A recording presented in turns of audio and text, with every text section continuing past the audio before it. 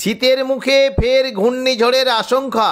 চলতি নভেম্বরের শেষে বঙ্গোপসাগরে তৈরি হতে চলেছে একটি ভয়ঙ্কর ঘূর্ণিঝড়, যেটি শক্তি বাড়িয়ে ঘন্টায় 120 কিলোমিটার গতিবেগে পশ্চিমবঙ্গ বাংলাদেশের উপকূলে আছড়ে পড়ার আশঙ্কা রয়েছে, যার ফলে কলকাতা সহ দক্ষিণবঙ্গের একাধিক জেলায় ভারী থেকে অতি ভারী বৃষ্টির আশঙ্কা রয়েছে।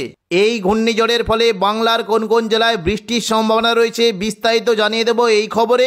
খবরটি শেষ পর্যন্ত অবশ্যই দেখবেন। আর আপনি কোন জেলা থেকে আবহাওয়ার খবরটি দেখছেন সেই জেলাটি কমেন্ট করে অবশ্যই জানিয়ে দেবেন।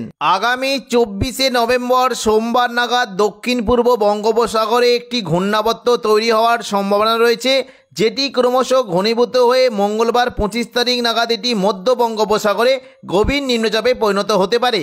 পরবর্তীকালে ওই গভীর নিম্নচাপটি আরও শক্তি বাড়িয়ে বুধবার 26 তারিখ নাগাদ এটি মধ্য বঙ্গোপসাগরে ঘূর্ণিঝড়ে পরিণত হওয়ার আশঙ্কা রয়েছে। প্রাথমিকভাবে এই ঘূর্ণিঝড়টি ক্রমশ পশ্চিম উত্তর পশ্চিম দিকে অগ্রসর হতে হবে এবং এটি অগ্রসর হতে হতে বৃহস্পতিবার 27 তারিখ নাগাদ এটি ক্রমশ পশ্চিম উত্তর পশ্চিম দিকে এগোতে এগোতে বিশাখাপত্তনম উপকূলের দিকে চলে যাওয়ার আশঙ্কা রয়েছে। বৃহস্পতিবার 27 তারিখ থেকে ক্রমশ এটি বিশাখাপত্তনম উপকূলের দিকে চলে যাওয়ার আশঙ্কা রয়েছে এবং শুক্রবার 28 তারিখ নাগাদ এটি দক্ষিণ ভারতের উপকূলবর্তী জায়গা কাকিনাড়া, বিজয়বাড়া ও বিশাখাপত্তনমের মাঝে এই কাকিনাড়া উপকূলের কাছে আছড়ে পড়ার আশঙ্কা রয়েছে। শুক্রবার 28 তারিখ দুপুর থেকে বিকেলের মধ্যে এটি কাকিনাড়া উপকূলে আছড়ে পড়তে পারে।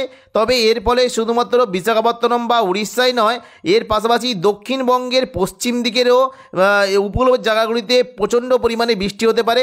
দেখুন, যদি আমরা দেখি 28 তারিখ থেকে কিন্তু এর ফলে দক্ষিণবঙ্গের বিভিন্ন জায়গায় বজ্র বিদ্যুৎ সহ ভারী থেকে অতি ভারী বৃষ্টির সম্ভাবনা রয়েছে। দেখুন, বৃষ্টির মধ্যে দেখুন যদি আমরা যাই মোটামুটি 28 তারিখ সকাল থেকেই দক্ষিণবঙ্গের বিভিন্ন জেলায় বৃষ্টির একটা সম্ভাবনা রয়েছে।